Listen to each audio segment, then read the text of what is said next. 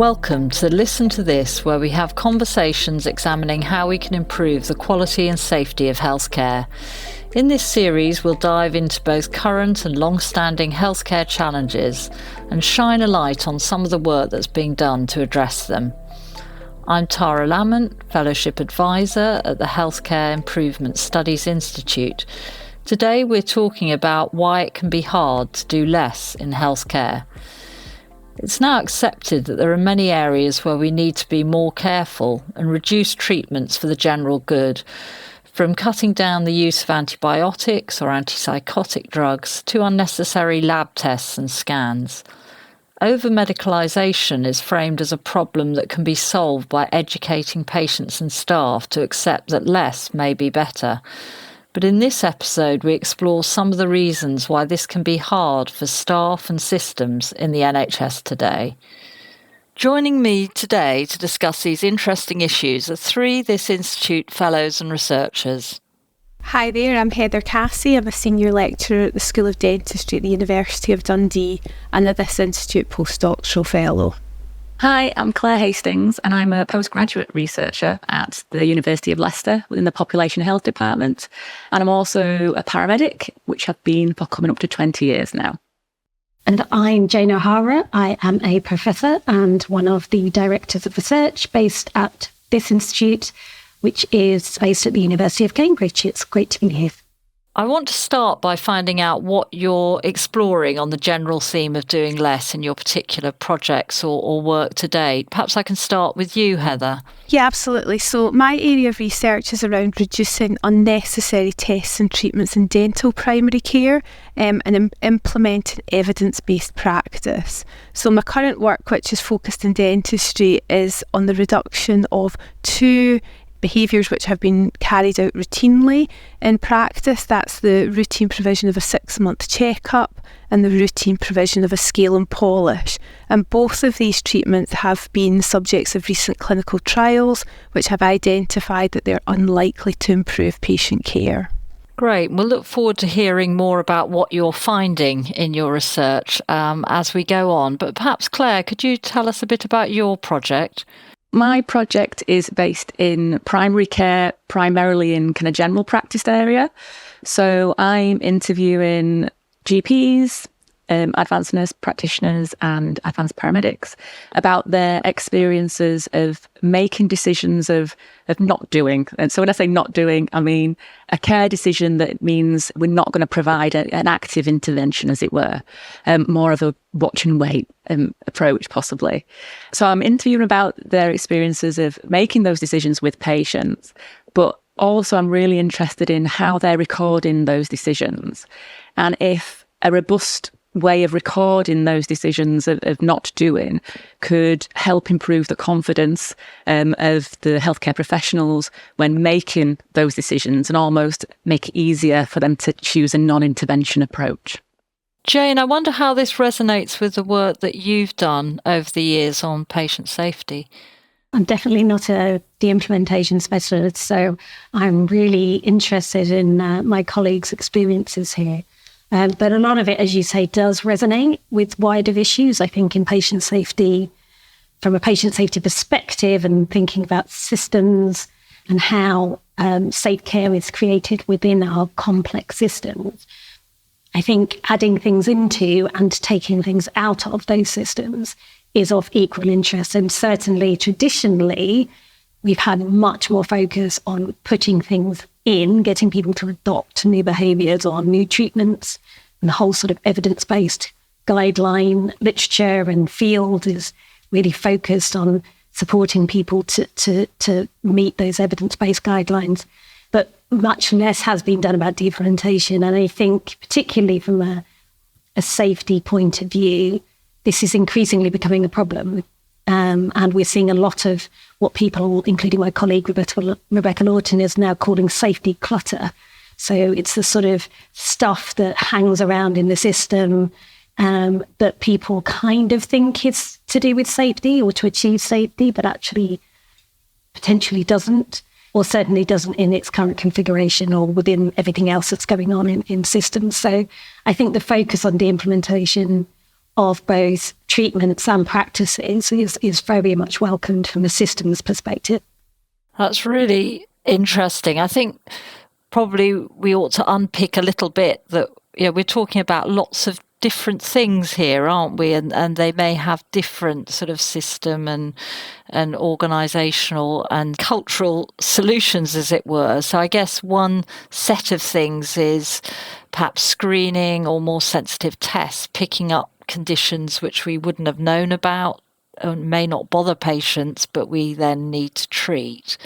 And then the kind of blanket use of potentially harmful drugs like antibiotics, the waste of too many tests if they're done as precaution, perhaps when clinicians are feeling less confident or they're less experienced. And then that last one, which you were touching on, Jane, about the use of sort of low value treatments or the de-implementation of things that we know on effectiveness grounds need to be phased out. And those are all quite sort of different things, but somehow come together in this way. And I think you mentioned, Heather, about choosing wisely. So and in Scottish context, I think it's realistic medicine, is that right? So there's various initiatives to try and embed some of what we know needs to be done. Do you want to say a little bit more, Heather, around the effectiveness evidence that you're working on, but then what you're finding out about how it plays out in practice? Yeah, so in terms of the clinical trials around the routine provision of a 6-month checkup and the routine provision of a scale and polish, in particular in relation to the 6-month checkup, what the evidence suggests is actually it has no benefit over and above a risk-based recall interval. So that would be a personalised risk-based recall interval, which could be anywhere between 3 and 24 months, based on various different risk factors such as smoking, drinking, kind of dental decay, periodontal disease, a factor such as that. So what we're actually looking to do is almost behaviour substitution, so it's replacing that 6-month checkup with a risk-based recall interval. And so the work I've been doing has been very much looking at what are the barriers and enablers from the patients, but also the dental professionals' perspective to moving towards that risk-based recall interval. And as you would expect, there are some similarities across those different stakeholders, but there are some kind of unique differences as well. What would you say are some of your headline findings, and has there been anything that surprises you? Fear is really the headline finding, particularly in relation to the dental profession. There's a lot of kind of anxiety and worry around changing their practice, and part of that's cultural. It's something that people have been trained to do and they have always done. But also in terms of primary care dentistry, there's concern around the impact that will have on their business model, because certainly in Scotland we have a different funding model to that in England, but the same principles apply around fees and treatment are intrinsically linked. So in terms of running a business, there are concerns around the impact of changing that particular behaviour. There's also concern around missing something, and one of the areas that dentists are particularly concerned around is missing something like an oral cancer and the impact that could have, fear of litigation, obviously in extreme circumstances, but also concern around losing the relationships that they've built up with their patients. So, being able to provide that more holistic healthcare approach and the impact that perhaps seeing patients less frequently might have. So that's very much the dental team perspective. Patients are probably less concerned around the move towards a risk-based recall interval. There is a little bit of concern around liking the reassurance of being seen regularly, but actually they just want to understand more about the risk assessment process, what that means, how it's determined, and what they can do to influence it. So generally patients are more positive. They like the idea of a personalised recall interval. And Claire, does that, in terms of the professionals' kind of resistance, as it were. Does that chime with what you're finding with GPs and others? I think, from a kind of general practice perspective, I mean, this is so multifaceted. There's so many different things. Changing of practice, I think there is an element of that. I think there is, certain kind of blood tests, routine blood tests being sent that probably aren't required because they've always done it, and it's an easy thing to tick a box and order without considering the consequences. And changes in some medications as well. I think you mentioned earlier, Tara, introduction about kind of opiates as well, about the change in that medication, and that's been a big shift, to not prescribe those medications for pain or chronic pain. So there is a little bit of that. But I think in kind of general practice and the people that I'm talking to, what seems to be coming through most of all is that the time it takes to do less. So actually, there's so many things that are in place. If you're making a decision to not intervene or to not do a test or give a prescription, then the conversation you have with the patient takes longer. So you have to have that kind of lengthened conversation, which means that you might go late in your list of appointments for the day and everybody else is waiting. The write-up of that, most people will write a lot more in the notes if they're making that decision. So that takes longer. And then also there's a fear of, I had mentioned a fear of litigation. And there is that fear as well, I think, of getting it wrong. But what people talk about more is the burden of time that complaints cause. So even if people are really confident in their decision, they know they've done the right thing, they've done a really good assessment. Let's take antibiotics, for example. So the person's got a cough, they've done a thorough examination, they definitely don't need them. They agree that with the patient goes away, but then decides they're not happy, so fills in an online form of a complaint, which gets bounced around and often will come back to that healthcare professional who's then got to write a statement or write a reflection on why they made that decision when it's the right decision in the first place. But if they know that it's if that happens, it's going to be longer. So often it's a harder thing to do. The right thing is the harder thing to do. It's actually sometimes just easier to give the prescription for the antibiotics, and it's going to cause them less work. And they're really, really, busy in kind of general practice. So anything that can make life easier. That's a really powerful point, actually, about the time for proper shared decision making and the incentives that militate against that. Jane, do you have any thoughts about that? I think part of the issue here is that sometimes we don't know what is going on when people do or don't do things. And I think that that's what you're describing there, Claire.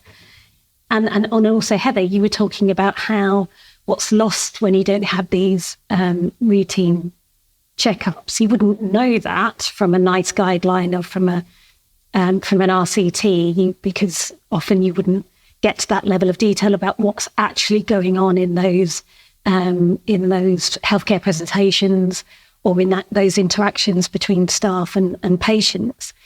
And so I suppose often these things are difficult and multifactorial because we don't actually know in the fullness of the activity, what it is actually achieving. And I think about other things like a colleague of mine, Rebecca, she's doing a big program of work on de-implementing double checking of medications, because actually the evidence is not terribly strong for it, and it takes up an awful lot of time. And actually, there's some suggestion that it actually increases patient safety problems if people are coming in to do a check and they're the more senior person on the ward and all of that sort of stuff. So actually, I think in all of these things, whether it's practice or treatment or a drug or service even, I think it's too simple to think that the same things that you could maybe embed something, you can then just flip those and take it out. The same frameworks will work for implementation as they will work for de-implementation. And particularly with respect to anything that has patient safety implications, I think what you say, Heather, particularly around the fear, is so strong. And it might not even be a sort of a conscious fear. It might be just something that sits in the background humming and guides you in your decision making. and your practice, even with you not really understanding that's what it's doing. And it just becomes, and we think of this as culture, don't we? The way that people work, and people don't really question that, it just is. And so whether you're consciously or unconsciously, it's kind of acting on those things. I think culture, particularly when it comes to patient safety, that internalized concept of culture and then the group level facets, I think, hugely interact hugely to create whether somebody does or doesn't do something.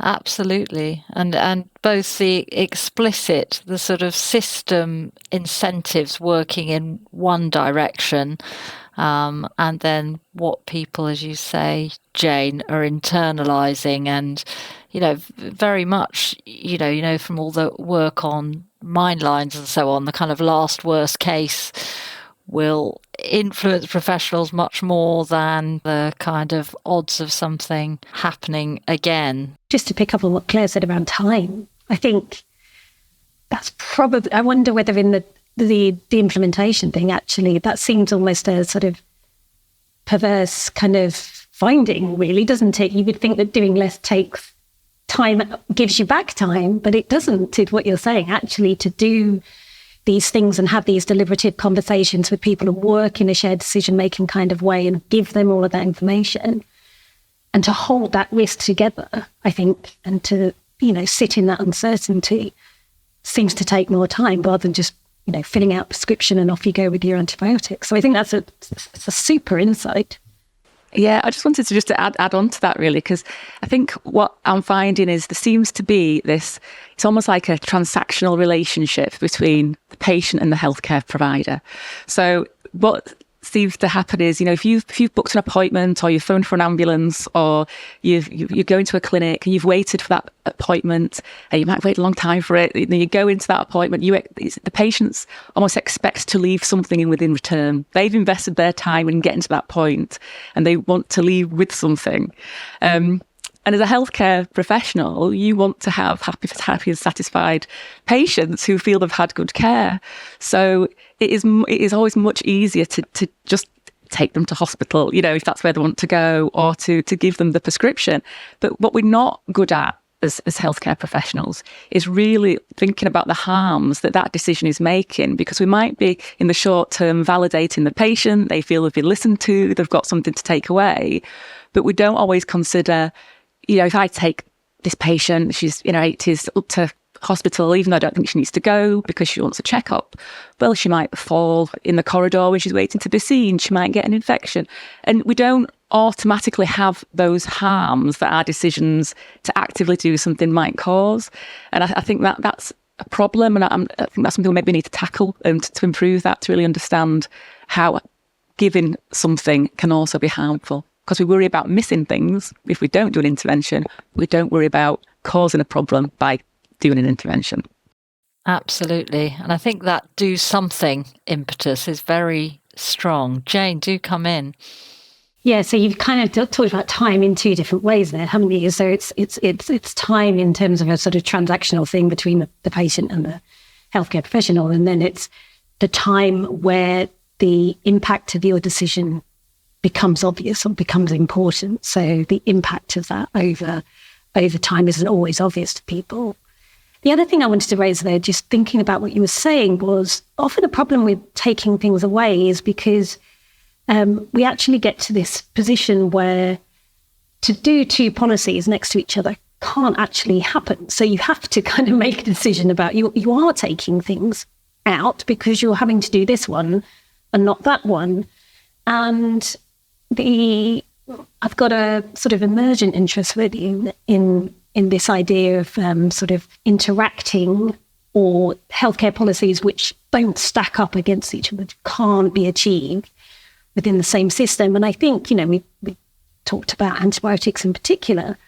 And if you think about the link between the sort of sepsis 6 bundle, for example, and the timeliness of antibiotics to be given to people who have query sepsis, and the time poor nature of people to have those detailed conversations with patients about, well, it could be, it also couldn't be. Should we do a watchful waiting, kind of process, or wait for the lab results to come back, or whatever it is? You actually can't do a sort of antimicrobial resistance policy initiative, reducing antibiotic prescribing, alongside delivery of a sepsis 6 bundle as it is. So always you're sort of trading off these two things together. So actually, if you're trying to get people to do less, whilst at the same time telling them to do things in a really timely way, which of course is right in retrospect, if we look at a sort of population level prophylactic giving of antibiotics is always going to help deal with sepsis. But what it's not going to do is either with antimicrobial resistance, or indeed it might obscure other diagnostic processes. So I think there are some real complexities about how evidence that guides whether you do or don't do something stacks up against each other. And I think, again, it comes back to this idea of actually having an understanding of all of this stuff within a systems perspective is really important, because otherwise you can't know how it's actually going to be enacted. I wonder, I know that we've talked previously, the time issue is a really wonderful new insight from your work, Claire. Another issue that seems to have come from your work, Heather, and perhaps your work, Claire, is the issue of trust. So when we're seeing, particularly with more sort of conservative management and the not doing something, there's sometimes issues with patients feeling that it may be around cost cutting and some sort of scepticism about what's behind that. Did you want to say something about that, Heather? Yeah, I was actually going to kind of mention something about time as well, and just actually something that's come out of the work I've done is that patients are acutely aware of the time pressures that the medical profession, the dental profession are under. So they're very conscious of, obviously access issues and length of appointments, and perhaps lots of people waiting to be seen behind them. So they're reluctant to ask too many questions or engage in kind of, these shared decision-making conversations, because they're really mindful of the pressures that healthcare professionals are under now. So I think that's another factor in terms of time. And I also think there is that kind of perception that professionals are trained to do something, so they find it very hard not to do something, even if not doing something is still perhaps providing oral hygiene advice or preventive care advice. So it's almost contrary to their training. So culturally they find it quite difficult. Those are interesting additional, and I think you've said before, in some places, dentists and other professionals might have to actually explicitly say to patients it's okay to ask, or to enable that kind of discussion and that time. Absolutely. But in relation to trust, actually, there was huge trust around the profession.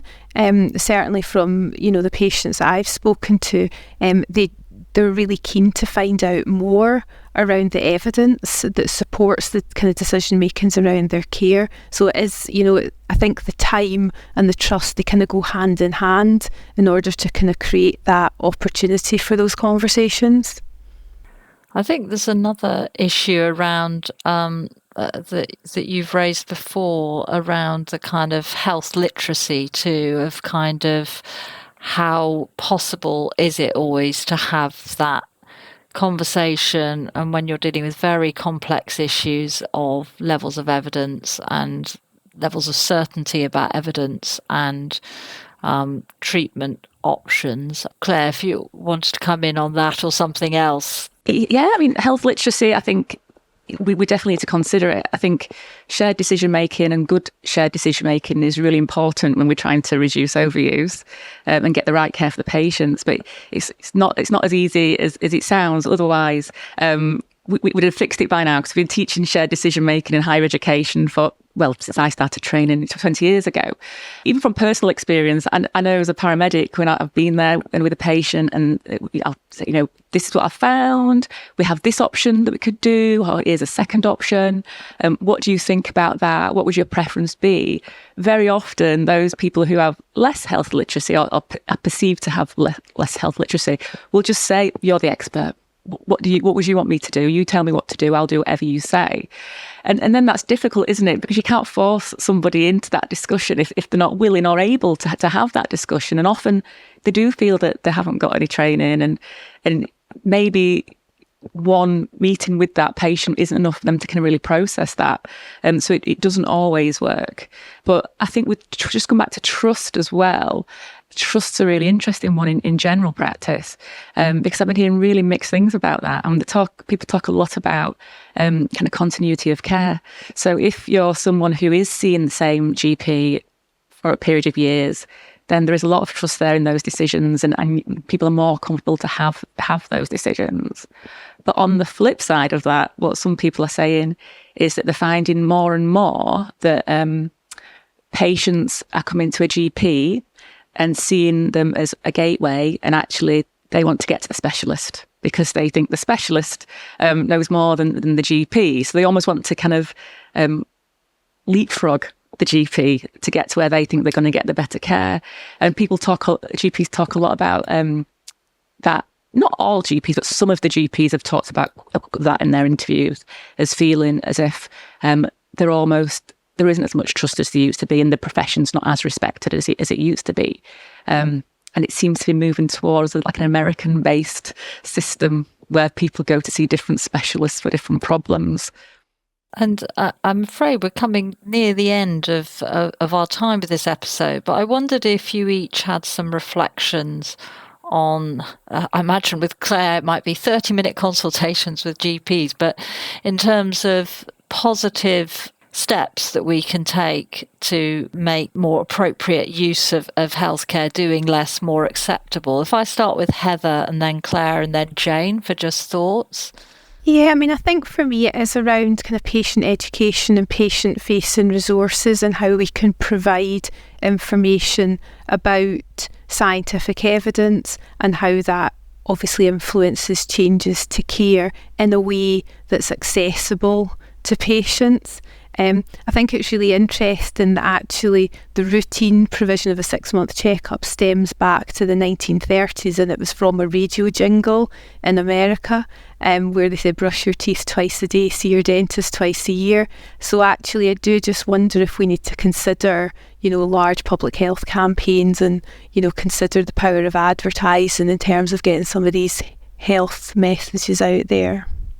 First, I completely agree with Heather there. I think that's a really good point, because I think as a society we have this more is more attitude to our healthcare. So I think we need to try and start to change that through education.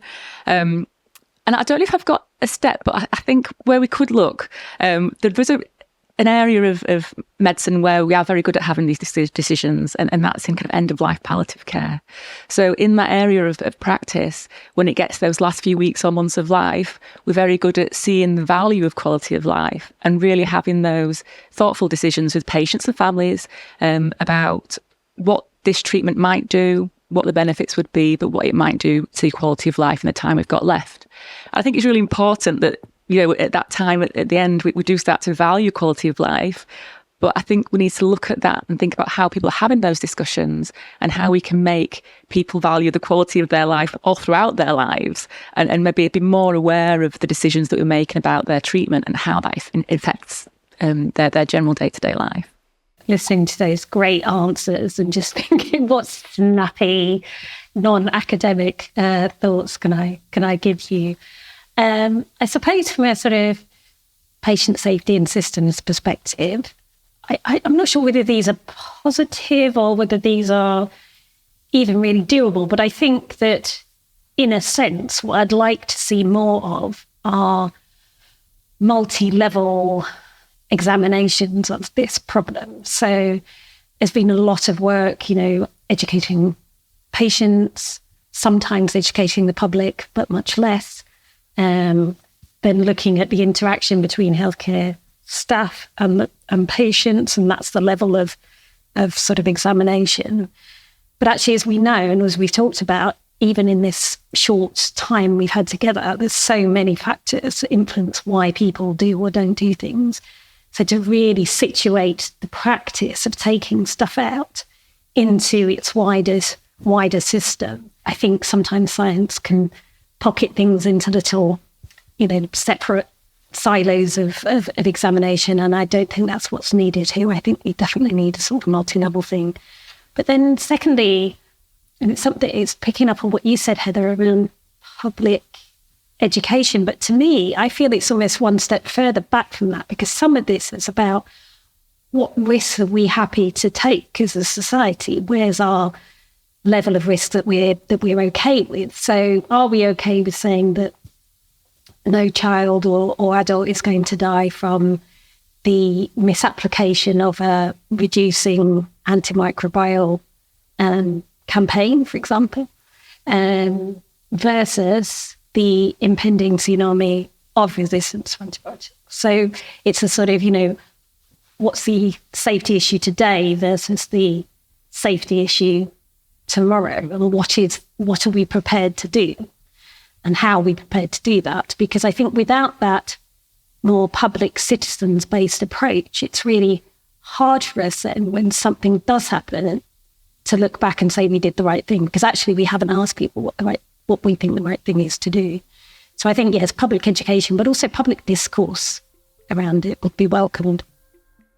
That's great. And I think we've touched on some really fundamental issues about risk and acceptability, and some really great insights from the work that you're doing at this institute. So a big thank you to all the guests who joined us today: Heather Cassie, Claire Hastings and Jane O'Hara. I've been your host, Tara Lamont, and I hope you've enjoyed listening to this. To find out more about this institute's latest research, visit our website and head to the podcast page for show notes and to hear the series in full. It's all at thisinstitute.cam.ac.uk. That's thisinstitute, all one word, .cam.ac.uk.